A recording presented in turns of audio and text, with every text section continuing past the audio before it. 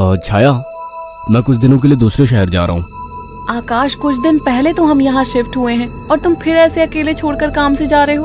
अरे तो नया शहर है, घूम आया करना, और मैं कॉल करता रहूंगा। ठीक है, मैं रोकूंगी तो रुकोगे थोड़ी। तुम फिर शुरू मत हो छाया, ये मेरा काम है। ठीक है, मैं अपना सामान लगा देती हूँ, बस अपना ख्याल रखना। आकाश अगली सुबह दूसरे शहर के लिए निकल गया। अपना काम खत्म करके जब वो लौटने लगा, अचानक मौसम खराब हो गया और बारिश की वजह से रास्ता बंद हो चुका था।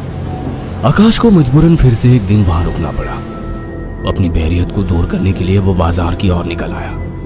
पास में ही छोटा बाजार लगा हुआ था। आकाश आधा बाजार घूम चुका था, तभी वहीं उसे एक काफी बुजुर्ग आदमी निराश बैठा दिखा।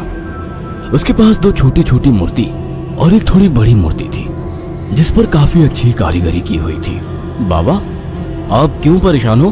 कुछ नहीं बाबूजी, बस सुबह से कुछ भी नहीं बिका। अरे बाबा, परेशान ना हो। ये मूर्ति कितने की है?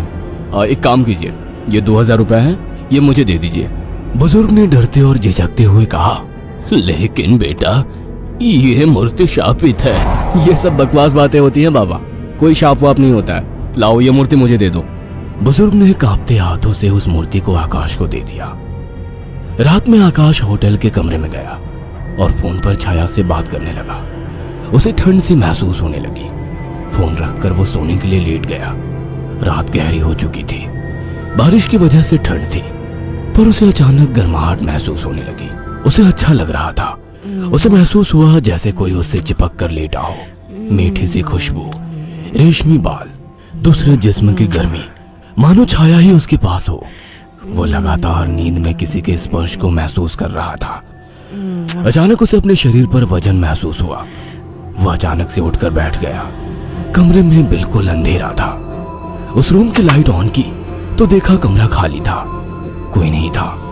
कमरा ठंडा था पर उसे पसीना आ रहा था। अगले दिन सुबह वो जल्दी होटल से निकल गया और शाम होते होते घर आ गया। छाया को फोन किया तो पता लगा वो माँ के यहाँ गई है, आज ही आने वाली है।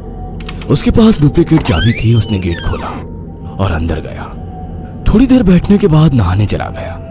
उसे बाथरूम में जाने के बाद ऐसा लगा बाहर कोई है। वो जैसे ही निकला उसको कोई नजर नहीं आया।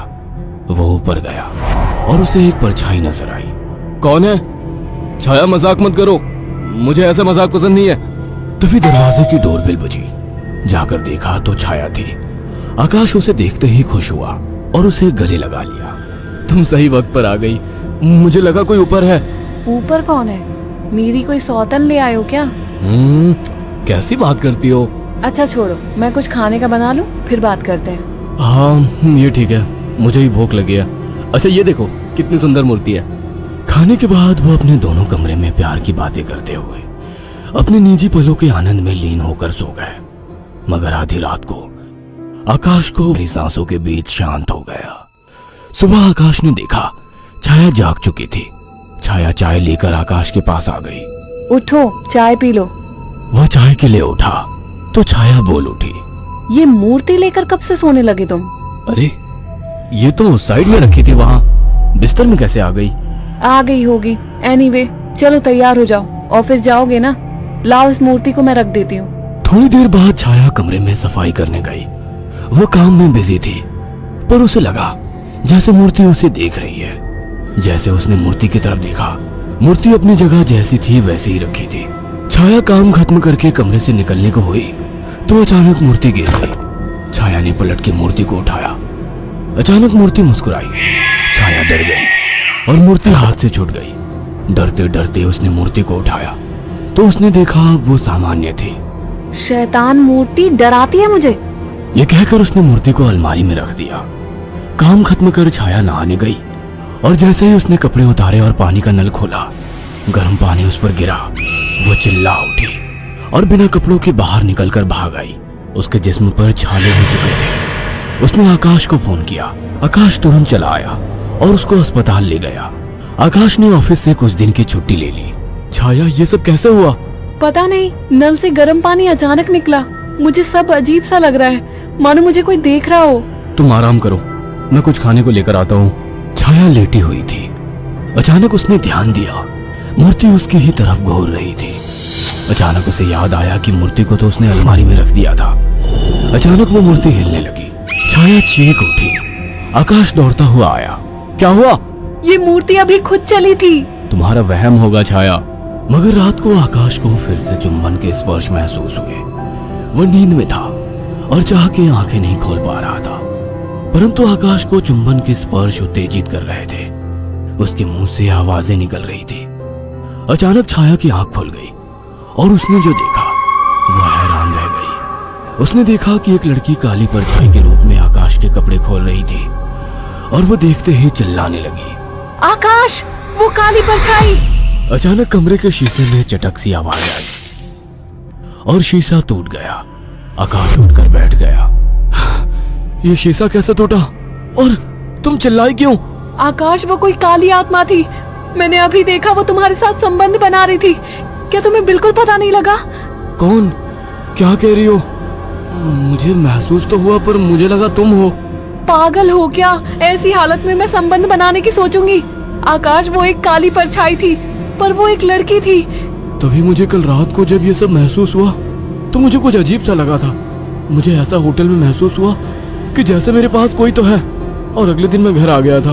तब से जब भी सोता हूँ ऐसा कुछ होता है। मुझे लगता था कि तुम हो। तभी अचानक दोनों का ध्यान मूर्ति पर गया। आकाश ने तुरंत उस मूर्ति को बाहर फेंक दिया। कुछ दिन बाद छाया पानी पीने के लिए उठी। अचानक उसकी नजर फिर से ड्रेसिंग टेबल पर रखी मूर्ति पर पड़ी। अचानक उस मूर्ति ने काली परछाई का रूप धारण कर लिया। छाया अचानक बेहोश हो गई। कुछ देर बाद उसकी आंखें खुली तो उसे सब सपने जैसा लग रहा था। अचानक वो किचन में चली गई। तभी वहां आकाश आ गया। अरे, पहले ठीक तो हो जाती। मैं तो ठीक हूँ। अच्छा। हाँ, आज तो मुझे एक अलग ही सुबह लग रही है। ओके, अब चलो आराम करो। मैंने तुम्हारे लिए कुछ दिन की छुट्टी ली है। अगर ऐसा है तो मुझे खूब प्यार करो। आज आकाश को छाया कुछ बदली बदली सी लग रही थी। खाने के वक्त भी छाया काफी अजीब तरीके से खा रही थी, जैसे वो बरसों से भूखी हो। छाया, क्या हुआ? आराम से खाओ। रात ठीक से खाया नहीं था ना, तो मुझे जोरों की भूख लग रही है। वैसे आज मीट बना काफी अच्छा है। गांव में अम्मा ने सिखाया था। अम्मा ने? कौन सी अम्मा ने? तुम तो कभी गांव गई ही नहीं। वो सब छोड़ो, सुनो ना, मेरा मन रोमांस का हो रहा है। तुम्हें लगता है ये सही वक्त है? प्यार करने का कोई वक्त नहीं होता। अचानक महसूस हुआ ये छाया नहीं है। आकाश ने एक झटके से छाया को धक्का दे दिया। रुक क्यों गए? प्यार करो मुझे, रुक क्यों गए? आवाज में भारीपन था। आकाश की आंखें बंद थी और जैसे ही उसने आंखें खोली, जिसमें छाया का था लेकिन चेहरा किसी और का था। आकाश ने कांपती आवाज में कहा, मेरी बीवी कहाँ है? छाया के चेहरे के हाव भाव बदलने लगे। उसका चेहरा सफेद और आंखें काली थी। वो गुस्से में बोली, मुझे पसंद नहीं थी वो, मार डाला उसे। अचानक वो एक परछाई में बदल गई। उसने अपने लंबे और पहने दांत आकाश की गर्दन में गाड़ दिए। आकाश एक दिल दहला देने वाली चीख के साथ शांत पड़ गया। कुछ दिनों बाद जब घर से बदबू आने लगी तो पड़ोसियों ने पुलिस को बुलाया तो देखा दोनों की लाश बहुत बुरी तरह से कटी पड़ी है और सड़नी शुरू हो चुकी थी। पुलिस को लाशों के पास से वो मूर्ति